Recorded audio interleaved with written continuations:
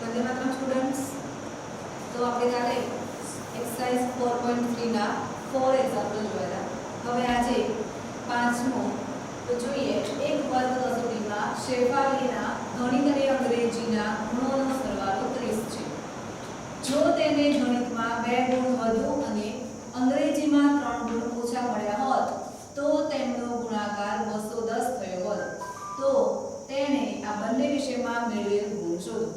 હવે અહીંયા શું કીધું છે આપણને કે એક વર્ગ કસોટી છે, એમાં શેફાલીના ગણિત અને અંગ્રેજીના ગુણોનો સરવાળો કેટલો છે, આપણને કેટલું કીધું છે અહીંયા 30 છે. જો એને ગણિતમાં 2 ગુણ વધુ હોત અને અંગ્રેજીમાં 3 ગુણ ઓછા મળ્યા હોત તો તેમનો સરવાળો કેટલો થાય, તો કે 210 થયો હોત. તો આપણે શું કરવું પડશે, હવે બંને વિષયમાં મેળવેલા ગુણ આપણે શોધીશું. હવે જોઈએ અહીંયા, તો અહીંયા આપણે પહેલા ધારીશું. જુઓ અહીંયા હવે આપણને શું કીધું છે કે ગણિત અને અંગ્રેજીના બંને વિષયના ગુણોનો સરવાળો આપણને કેટલો આપ્યો છે 30. તો ધારો કે અહીંયા આપણે સપોઝ કે ધારી લઈએ કે અંગ્રેજીના ગુણ બરાબર x, તો ગણિતના ગુણ કેટલા થશે, તો કે 30 - x, કારણ કે કેટલા છે ટોટલ સરવાળો એનો 30 છે અને આપણે આગળ ઉપર કેટલા ધાર્યા છે x. એવી જ રીતે ગણિતના ગુણ x ધારીએ તો અંગ્રેજીના ગુણ કેટલા થશે, તો કે 30 - x. તો આપણે બંને વિષયના ગુણ આ રીતે ધારી શકીએ. તો અહીંયા લખીએ કે ધારો કે ગણિતના ગુણ બરાબર x. હવે ગણિતના ગુણ કેટલા મળ્યા આપણને x. તો અહીંયા શું કીધું છે કે ગણિત અને અંગ્રેજીના ગુણોનો સરવાળો કેટલો થશે 30. તો હવે અહીંયા ગણિતના ગુણ x મળ્યા તો અંગ્રેજીના ગુણ બરાબર કેટલા થશે, તો કે ટોટલ સરવાળો આપણને કેટલો આપ્યો છે 30. તો એમાંથી હું શું કરીશ, તો કે ગણિતના ગુણ બાદ કરીશ એટલે મને ટોટલ અંગ્રેજીના ગુણ મળી જશે. માટે અહીંયા લખીશું માટે અંગ્રેજીના ગુણ બરાબર કેટલા થશે 30 - x. હવે અહીંયા જુઓ, અહીંયા ગણિતના ગુણ મેં x ધાર્યા, પણ જો તમારે અંગ્રેજીના ગુણ ધારવા હોય તો પણ તમે ધારી શકો. અહીંયા શું થશે, તો કે ધારો કે અંગ્રેજીના ગુણ બરાબર x છે તો ગણિતના ગુણ બરાબર કેટલા થશે, તો કે 30 - x એમ પણ તમે લખી શકો. હવે અહીંયા જોઈએ આપણને શું કીધું છે કે જો તેને ગણિતમાં 2 ગુણ વધુ મળ્યા હોત અને અંગ્રેજીમાં 3 ગુણ ઓછા મળ્યા હોત તો તેમનો ગુણાકાર કેટલો થયો હોત, તો કે 210. તો અહીંયા લખીએ કે જો ગણિતમાં 2 ગુણ વધુ મળ્યા હોત તો શું થશે, હવે ગણિતમાં 2 ગુણ વધુ મળતા અથવા તો વધુ મળ્યા હોત તો કેટલા થશે. અહીંયા ગણિત આપણે ટોટલ સરવાળો કેટલો થશે, અહીંયા ગણિતમાં તમને કેટલા આપ્યા છે, તો x આપ્યા છે. હવે શું કીધું છે એને કે 2 ગુણ વધુ મળ્યા હોત તો અહીંયા શું થશે, તો કે x + 2.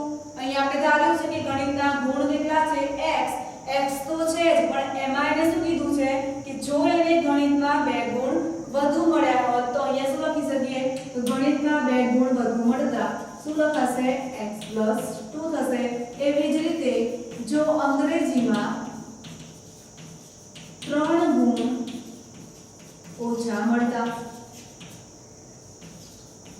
તો અહીંયા જોઈએ આપણે અંગ્રેજીમાં કેટલા ગુણ છે, તો કે 30 - x.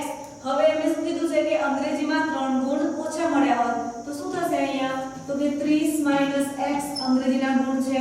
હવે કેટલા ઓછા, તો 3 ઓછા મળ્યા હોત તો શું થશે, 30 - 3 એટલે કેટલા થાય 27 - x. ક્લિયર? આટલી વસ્તુ અહીંયા સુધી ખબર પડી ગઈ. પહેલા શું લીધું આપણે, તો કે ગણિતના ગુણ બરાબર x લીધા, અંગ્રેજીના ગુણ બરાબર કેટલા મળ્યા આપણને, તો કે આપણે ટોટલ કેટલો સરવાળો આપ્યો છે 30, એમાંથી આપણે ગણિતના ગુણ બાદ કરીશું એટલે આપણને અંગ્રેજીના ગુણ મળી જશે. ત્યારબાદ આપણે રકમમાં કીધું છે કે જો ગણિતમાં 2 ગુણ ઓછા મળ્યા હોત તો એ લખીએ કે જો ગણિતમાં 2 ગુણ વધુ મળ્યા હોત તો શું થાત, x + 2 થશે અને અંગ્રેજીમાં 3 ગુણ ઓછા મળતા તો શું લખાય, તો કે 30 - x અને 3 ગુણ કેવા કીધા છે ઓછા માટે -3.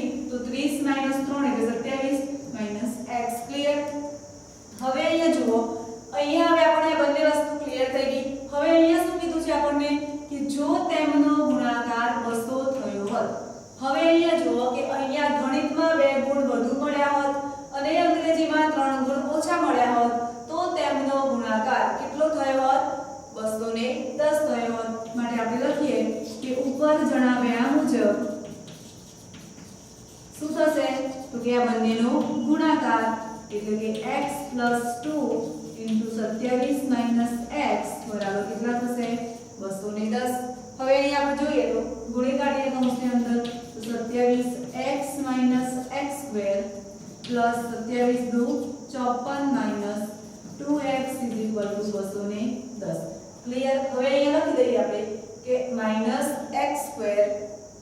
અથવા ડાયરેક્ટ લખી દઈએ તો અહીંયા જુઓ માઈનસ અંદર ગુણી દઈએ એટલે x². હવે 27 પ્લસ છે તો માઈનસ થઈ જશે તો -27 + 2x એટલે કેટલા થઈ જાય -25x. હવે અહીંયા જુઓ 54 હા અહીંયા 54 છે. હવે આ કેટલા થશે અહીંયા 210 માઈનસ થઈ જશે શું થઈ જશે 210 - 54 એટલે આપણને કેટલા મળશે તો કે 156. ક્લિયર બરાબર 0.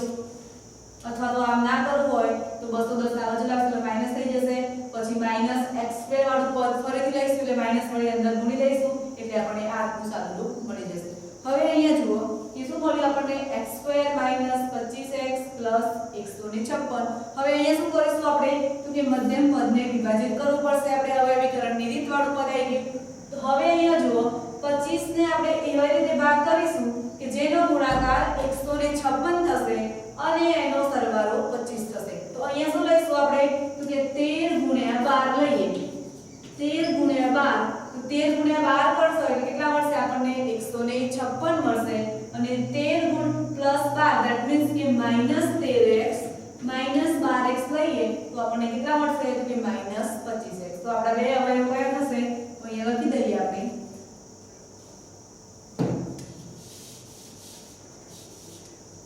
કે x² - 12x - 13x + 156 = 0. હવે આપણે કોમન લઈ લઈએ તો અહીંયા x કોમન નીકળશે એટલે કૌંસમાં વધશે x - 12 અહીંયા કોમન નીકળશે -13x - 12 = 0. ક્લિયર. હવે જોઈએ અહીંયા લખીએ કે x - 12 આપણો કોમન અવયવ છે અને x - 13 = 0. ડાયરેક્ટ લખી દઈએ આપણે તો x બરાબર કેટલા મળે આપણને 12 અને અહીંયા મળશે x બરાબર 13. તો શું મળ્યું અહીંયા આપણને x બરાબર 12 અને x બરાબર 13. હવે અહીંયા દાખલો પૂરો થતો નથી. આપણને લાસ્ટમાં શું કીધું છે કે તેને બંને વિષયમાં મેળવેલા ગુણ આપણે શોધવાના છે. તો અહીંયા જોઈએ તો અહીંયા લખીએ પહેલા આપણે કે જો ગણિતમાં કેટલા માર્ક્સ લઈએ પહેલા એકવાર 12 લઈશું અને એકવાર 13. તો અહીંયા લખી દઈએ કે જો ગણિતમાં 12 માર્ક્સ હોય મતલબ કે લખીએ કે ગણિતમાં x બરાબર 12 હોય તો અંગ્રેજીમાં શું થશે તો કે અંગ્રેજીના ગુણ બરાબર કેટલા છે અંગ્રેજીના ગુણ કેટલા આપ્યા છે આપણને અંગ્રેજીના ગુણ એટલે કે 30 - x તો 30 - 12 તો 30 - 12 એટલે કેટલા થશે એની બાદબાકી કરીશું તો કે 30 - 12 એટલે થશે 18 ગુણ. તો આપણને કેટલા મળ્યા જો આપણે કેટલા લઈએ છીએ ગણિતમાં x બરાબર 12 લઈએ તો અંગ્રેજીના ગુણ કેટલા થશે તો આપણને કેટલા મળ્યા છે તો કે 30 - x તો x ની જગ્યાએ શું મૂકીશું આપણે 12 તો કેટલા ગુણ મળશે આપણને 18 ગુણ. હવે જોઈએ અહીંયા કે હવે બીજા શું લઈશું આપણે તો કે જો ગણિતમાં x બરાબર 13 લઈએ જો ગણિતમાં x બરાબર 13 ગુણ હોય માટે અંગ્રેજીના ગુણ બરાબર કેટલા થશે તો કે 30 - 13. હવે 30 - 13 એટલે કેટલા થશે 30 માંથી 13 જશે તો કેટલા રહેશે તો કે 17 ગુણ. ક્લિયર. આટલું કમ્પલસરી લખવું પડે. અહીંયાથી આટલા અવયવકરણ કર્યા પછી x બરાબર 12 મળ્યા અથવા x બરાબર 13 મળ્યા ત્યાં સુધી સ્ટોપ કરી દેવાનું નહીં. આપણે શું કરવાનું છે તો બંને વિષયના આપણે માર્ક્સ શોધવાના છે. તો પહેલા શું લખીશું તો એક પહેલા બરાબર લઈએ અંગ્રેજીના ગુણ લઈ લઈએ x બરાબર 12 લઈએ એકવાર અને x બરાબર 13 લઈએ અને આપણે જે પહેલા ધાર્યું કે ગણિતના ગુણ x મળ્યા હતા આપણને અને અંગ્રેજીના ગુણ કેટલા મળ્યા હતા તો કે 30 - x. એમાં આપણે સ્ટેપ બાય સ્ટેપ એકવાર x બરાબર 12 લઈએ અને બીજી વાર x બરાબર 13 લઈને શોધી કાઢીશું. તો આપણને કેટલા મળશે તો કે 18 ગુણ અને 17 ગુણ. તો ક્લિયર લખી દેવાનું કે આમ બંને વિષયના ગુણ અનુક્રમે કેટલા છે તો કે 18 ગુણ અને 17 ગુણ છે. ક્લિયર? તો આ પ્રમાણે આપણે દાખલો ગણી શકીએ. હવે જોઈએ દાખલા નંબર 6. હવે જોઈએ એક્ઝામ્પલ નંબર 6. તો કે એક લંબચોરસ ખેતરના વિકર્ણનું માપ તેની નાની બાજુથી 60 મીટર વધુ છે તથા મોટી બાજુ નાની બાજુથી 30 મીટર વધુ હોય તો ખેતરની બાજુઓના માપ શોધો. હવે અહીંયા આપણે શું કીધું છે કે એક લંબચોરસ ખેતર છે. હવે એનું વિકર્ણનું માપ આપણે શું કીધું છે કે તેની નાની બાજુથી 60 મીટર વધુ છે. તો આપણે જોઈએ, આપણે આકૃતિ દ્વારા સમજીએ તો અહીંયા આપણે લઈએ તો કે એક લંબચોરસ ખેતર છે.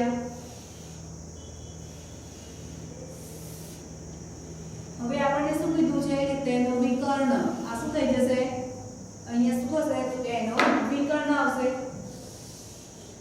એક લંબચોરસ છે એનું નામ આપી દઈએ આપણે A B C અને D. હવે એના વિકર્ણનું માપ આ શું થશે તો કે એનો વિકર્ણ. ક્લિયર? હવે અહીંયા જુઓ, અહીંયા આપણને શું કીધું છે કે એક લંબચોરસ ખેતરના વિકર્ણનું માપ તેની નાની બાજુથી 60 મીટર વધુ છે. તો અહીંયા જુઓ તો આ કેવી થઈ, એની નાની બાજુ થઈ ગઈ. તો અહીંયા આપણે લખી દઈએ કે ધારો કે x મીટર થશે એ નાની બાજુ. હવે અહીંયા આપણે શું કીધું છે કે વિકર્ણનું માપ કોના જેટલું છે તો કે તેની નાની બાજુથી 60 મીટર વધુ છે. તો અહીંયા વિકર્ણનું માપ શું લખાશે તો કે x 60 મીટર લખી શકીશું એવું. હવે અહીંયા જુઓ, આ નાની બાજુનું માપ શું લીધું આપણે તો કે x મીટર. વિકર્ણનું માપ શું થશે તો કે x 60 મીટર. કેમ? તો રકમ આપણને શું કીધું છે કે એક લંબચોરસ ખેતરના વિકર્ણનું માપ તેની નાની બાજુથી 60 મીટર વધુ છે. તો આપણે શું કરવું પડે પહેલા તો ધારવું પડે આપણે પહેલા કે ધારો કે નાની બાજુનું માપ કેટલું થશે x મીટર. નાની બાજુનું માપ બરાબર x મીટર. હવે આપણને શું કીધું છે તો કે નાની બાજુનું માપ x મીટર છે. તો હવે તેની નાની બાજુથી 60 મીટર વધુ એ કોનું માપ થશે તો કે તેના વિકર્ણ. તો અહીંયા લખીએ માટે વિકર્ણનું માપ શું થશે, વિકર્ણનું માપ બરાબર x 60 મીટર લખી શકાય. ત્યારબાદ અહીંયા શું કીધું છે કે તથા મોટી બાજુ નાની બાજુથી 30 મીટર વધુ છે. મોટી બાજુ એટલે કઈ થશે BC એ શું થશે એની મોટી બાજુ થશે. તો હવે મોટી બાજુ શું કીધું છે આપણને કે એની નાની બાજુથી 30 મીટર કેવી છે વધુ. તો નાની બાજુનું માપ શું છે x અને 30 મીટર વધુ છે માટે અહીંયા શું લખાશે x 30 મીટર. ક્લિયર? હવે જુઓ અહીંયા વિકર્ણ છે એટલે અહીંયા શું થશે આ કાટખૂણ બની જશે અહીંયા.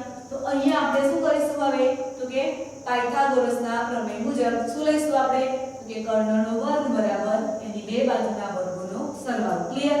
તો અહીંયા આપણને મોટી બાજુનું માપ શું મળ્યું, અહીંયા તો લખી દઈએ અહીંયા મોટી બાજુનું માપ બરાબર કેટલું મળશે x 30 મીટર.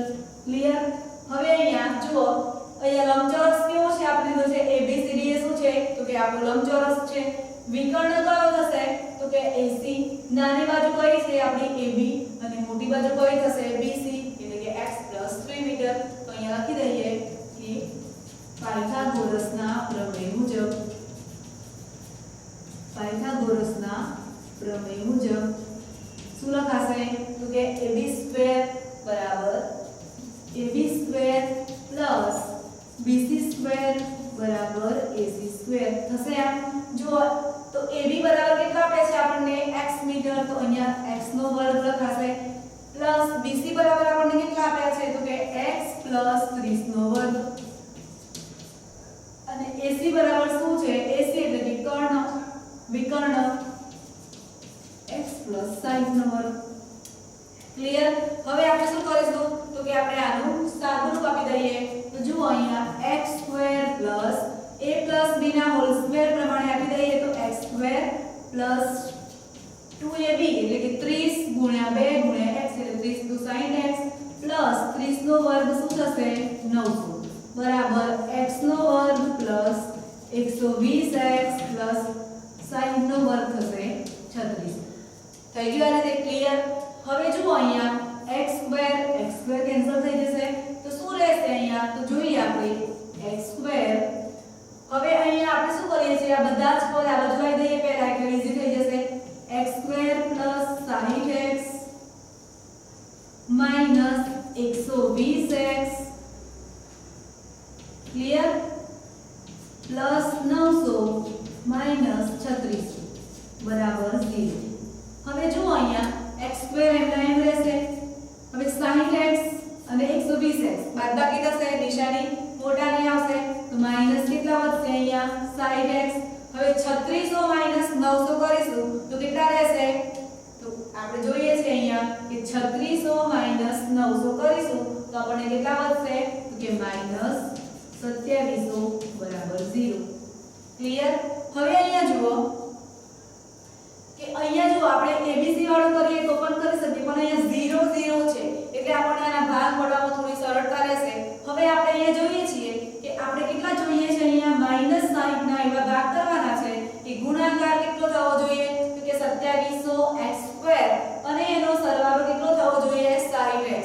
તો અહીંયા 27 છે તો 9 * 3 એટલે 27 થશે. હવે 9 * 3 ધેટ મીન્સ ઈ બંને પાછળ એક એક મિનિટ લઈ લે તો 90 * 30 90 * 30 તો કેટલા મળશે આપણને 2700 મળશે. હવે આપણે અહીંયા શું જોવાનું છે તો કે 90 અને 30 બંનેના એવા ભાગ પડવા છે કે એનો સરવાળો કેટલો થવો જોઈએ -60x. તો આપણે 90 ને માઈનસ લેવા પડે અને 30 ને પ્લસ રાખીશું તો ભાગ પડી જશે. તો લખીએ અહીંયા x²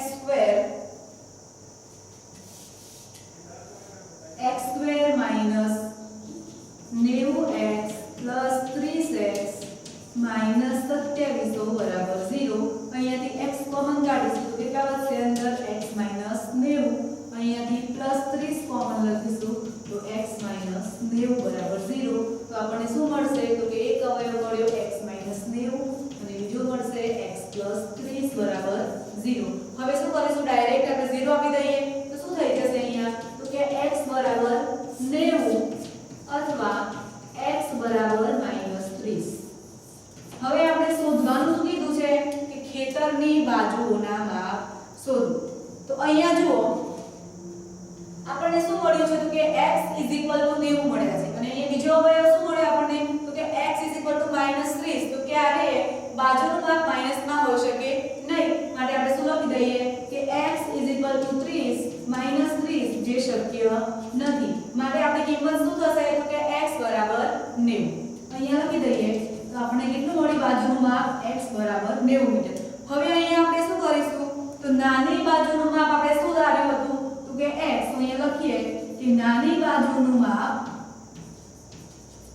x બરાબર કેટલા મળે આપણને 90 મીટર માટે મોટી બાજુનું માપ શું થશે તો કે x + 30 માટે મોટી બાજુનું માપ કેટલું થશે તો કે x + 30 માટે x = 90 + 30 એટલે કેટલા મળશે આપણને 120 મીટર.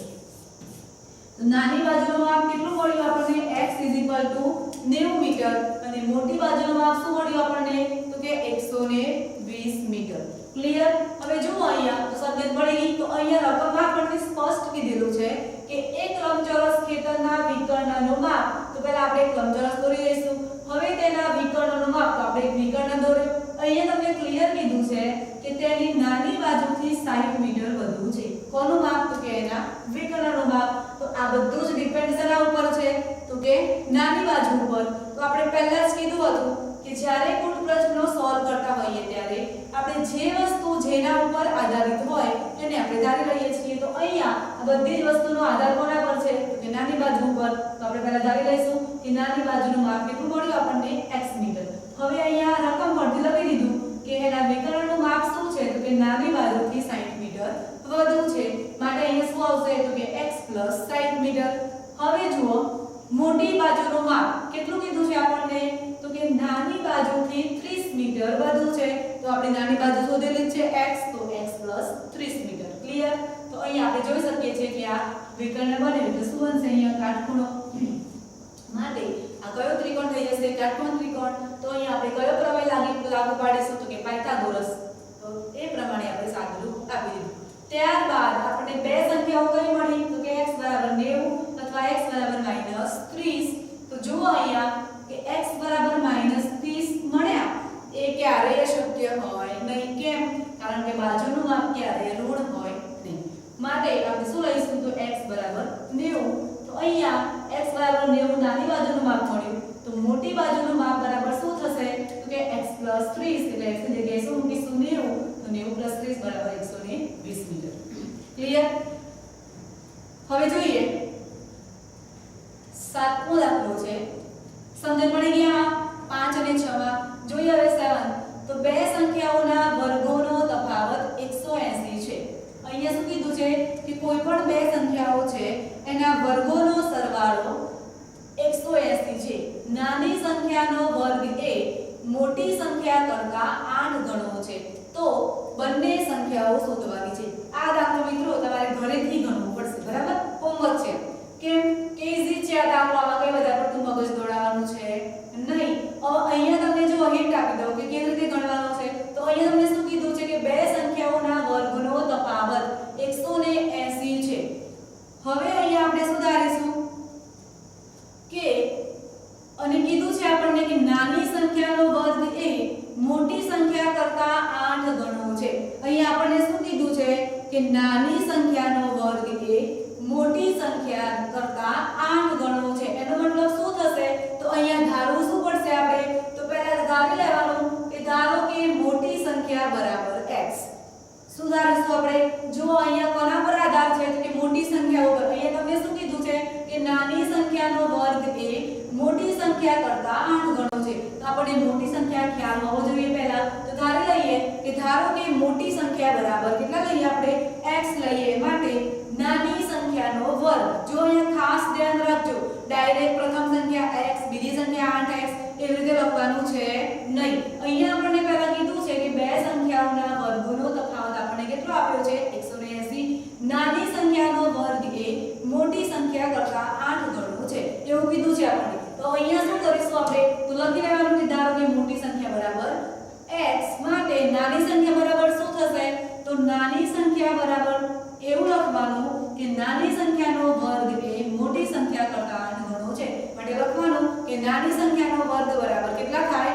8x ક્લિયર થઈ ગયું જુઓ અહીંયા મોટી સંખ્યા x ધારી છે તો નાની સંખ્યાનો વર્ગ લેવો પડશે અહીંયા શું કીધું છે કે નાની સંખ્યાનો વર્ગ એ મોટી સંખ્યા કરતા 8 ગણો છે તો મોટી સંખ્યા કઈ છે આપણી x તો અહીંયા કેટલા ગણો થશે 8 ગણો તો શું થઈ ગયું 8x થઈ ગયા હવે અહીંયા શું કીધું છે કે બે સંખ્યાઓના વર્ગોનો તફાવત 180 છે તફાવત ધેટ મીન્સ કે બાદબાકી તો અહીંયા જુઓ બે સંખ્યા કઈ કે મોટી સંખ્યાનો વર્ગ અને નાની સંખ્યાનો વર્ગ બંનેનો તફાવત કેટલો આપ્યો છે આપણને 180 હવે અહીંયા જુઓ મોટી સંખ્યા બરાબર x છે તો અહીંયા વર્ગ કીધું છે માટે શું લખાશે x નો વર્ગ માઈનસ કેમ લખું છું તો અહીંયા આપણને કીધું છે કે બે વર્ગોનો તફાવત 180 છે તો વચ્ચે માઈનસ લખીશું હવે તમને ઉપર ડાયરેક્ટ મળી ગયું છે કે નાની સંખ્યાનો વર્ગ કેટલો આપણે આપ્યો છે 8x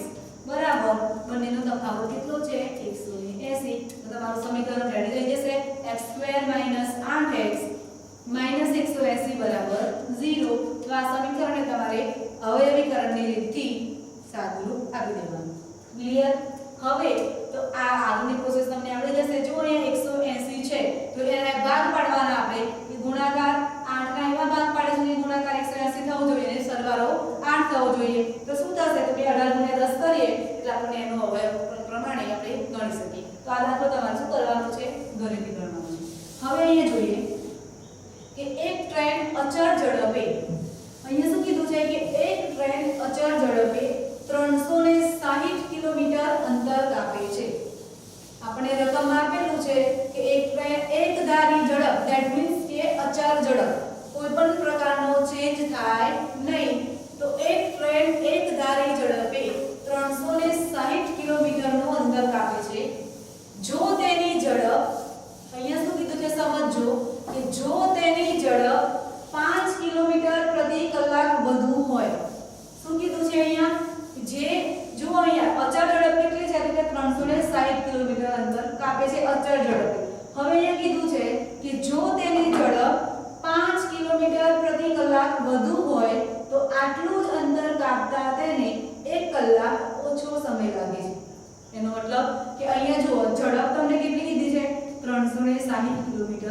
અંતર કાપે છે અચળ ઝડપે.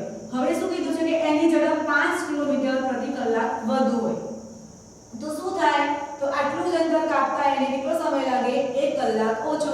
ધેટ મીન્સ કે આપણી ઝડપ વધારે હોય તો આપણે શું કરીએ છીએ જલ્દી પહોંચી જઈએ ગમે ત્યાં જવું હોય, પણ જો આપણી ઝડપ ઓછી હોય તો સમય કેવો લાગે વધારે. તો એટલી વસ્તુ ખાસ ધ્યાન રાખવાનું કે ઝડપ વધુ હોય તો સમય કેવો લાગે ઓછો, અને જો ઝડપ ઓછી હોય તો સમય કેવો લાગે વધારે. આટલી વસ્તુ ક્લિયર. તો અહીંયા આપણે શું કરીશું તો લખીશું પહેલા કે ધારો કે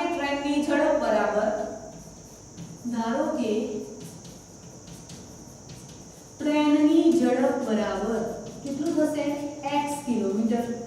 કેટલી લીધી આપણે ટ્રેનની ઝડપ બરાબર x કિલોમીટર.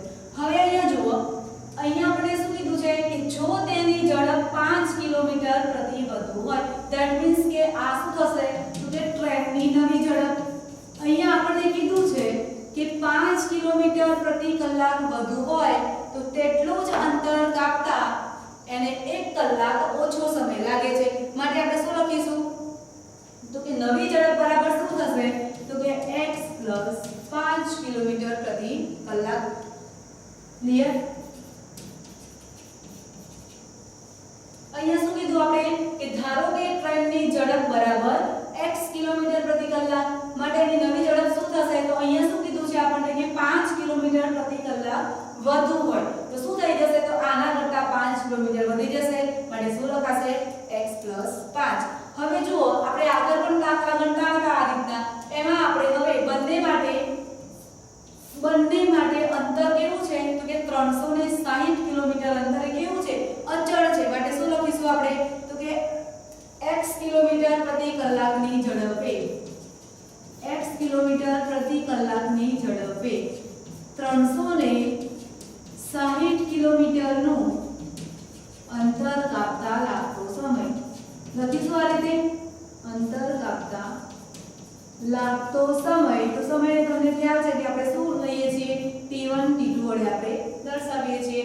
તો સમય બરાબર શું થશે આપણને ખબર જ છે કે અંતર ભાગ્યા ઝડપ. સમયનું સૂત્ર શું છે તો કે અંતર ભાગ્યા ઝડપ. તો જો અહીંયા અંતર કેટલું છે 360 કિલોમીટર અને ઝડપ શું છે તો કે x કિલોમીટર પ્રતિ કલાક. તો લખી દઈએ કે 360 ભાગ્યા ઝડપ કેટલી છે આપણી x. તો આટલા કલાક. ક્લિયર. સેમ ટુ સેમ અહીંયા નવી ઝડપ માટે લખીએ કે x 5 કિલોમીટર પ્રતિ કલાકની ઝડપે 360 કિલોમીટર અંતર કાપતા લાગતો સમય બરાબર લાગતો સમય. હવે શું લઈશું t2. તો t2 બરાબર શું થશે તો અહીંયા જુઓ આપણું અંતર કેટલું છે તો કે 360 અને ઝડપ છે x 5 કલાક. અહીંયા સુધી ક્લિયર. આપણે આગળ પણ આવા એક્ઝામ્પલ ભણી ગયા છીએ. હવે અહીંયા થશે તો અહીંયા આપણને શું મળ્યું છે અહીંયા તો કે x કિલોમીટરની ઝડપ હોય ત્યારે 300 કિલોમીટરનું અંતર કાપતા લાગતો સમય આપણે t1 બરાબર 360 ભાગ્યા x કલાક મળ્યો. x 5 કિલોમીટર પ્રતિ કલાકની ઝડપે 360 કિલોમીટરનું અંતર કાપતા લાગતો સમય t2 બરાબર કેટલા મળ્યા છે આપણને 360 ભાગ્યા x 5. હવે અહીંયા તમને શું કીધું છે કે જુઓ કે જો તેની ઝડપ 5 કિલોમીટર પ્રતિ કલાક વધુ હોય તો આટલું જ અંતર કાપતા તેને 1 કલાક ઓછો સમય લાગે છે. એનો મતલબ શું થશે તો કે t2 શું થયું આપણું 360 x 5 મતલબ કે t2 બરાબર આપણે શું લખીશું તો કે t1 - 1. કેમ માઈનસ તો આટલું અંતર કાપવા માટે એને આના કરતા 1 કલાક કેવો લાગશે ઓછો. માટે અહીંયા શું લખીશું આપણે કે ઉપર જણાવ્યા મુજબ અથવા તો રકમ પરથી એમ પણ લખી શકો. ઉપર જણાવ્યા મુજબ શું થશે તો કે t2 બરાબર t1 - 1. -1 કેમ લખ્યું મેં તો અહીંયા આપણને શું કીધું છે કે આટલું અંતર કાપવા માટે 1 કલાક ઓછો સમય લાગે છે. તો t1 - 1 કરીશું એટલે થઈ જશે t2 બરાબર t1 - 1. હવે અહીંયા જુઓ તો આપણે t2 ને આ બાજુ લઈ લઈએ તો શું થઈ જશે તો કે t1 - t2 =